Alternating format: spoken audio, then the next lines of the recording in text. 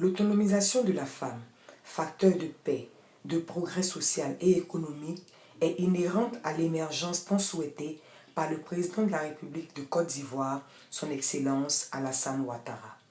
C'est dans cette optique que s'inscrivent les braves femmes du vivrier de la localité de Bloléquin, précisément dans la sous-préfecture de Doké. Malgré le temps ensoleillé, la mobilisation d'envergure régionale qui a vu réunir la majorité des cadres et tous les acteurs du secteur du vivrier avait pour seule raison la pose de la première pierre du marché de gros de la sous-préfecture de Doké.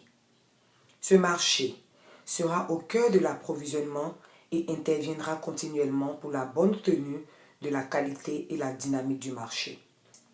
Pour Baron Éléonore, président de la gestion de gros de Doké, se dit prête à relever le défi de la production du vivrier dans la localité.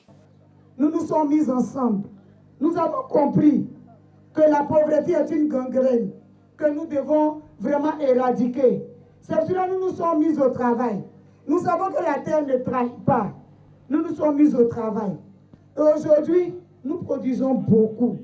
Ce qui fera de nous bientôt, parce que si notre marraine est là, on aura le marché de gros, on aura le temps de savoir ce qui sort véritablement. Notre directeur dit plus de 30 tonnes, mais c'est des milliers de tonnes, Madame le ministre.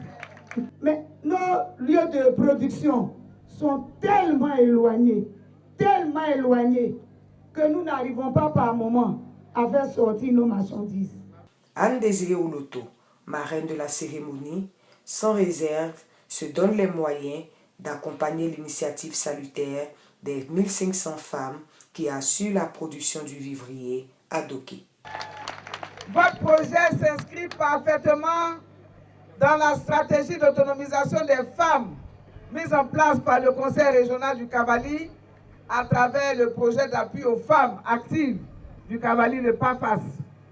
C'est la raison pour laquelle je voudrais, à travers Madame la première vice-présidente ici, demander au bureau du Conseil d'inscrire cette organisation des femmes de Doké dans le PAFAS.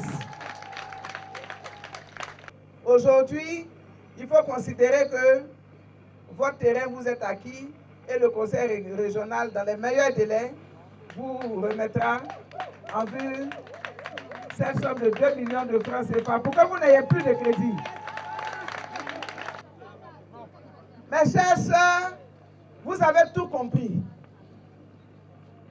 Vous avez compris que pour vivre en paix, il faut vivre ensemble. Ce marché qui sera construit bientôt ici, dans la sous-préfecture de Doké, sera animé par toutes les femmes de Côte d'Ivoire, par toutes les femmes de la CEDEAO. C'est ça la vocation du marché, rassembler les peuples. Je voudrais donc saluer l'esprit d'ouverture de mes sœurs de Doké, qui à cette initiative ont associé leurs autres sœurs de Côte d'Ivoire, les femmes Akan, les femmes Lobi, les femmes Sénoufo, les femmes Koulango, toutes les autres ethnies de Côte d'Ivoire sont aussi concernées par ce marché et je veux vous féliciter, que Dieu vous bénisse.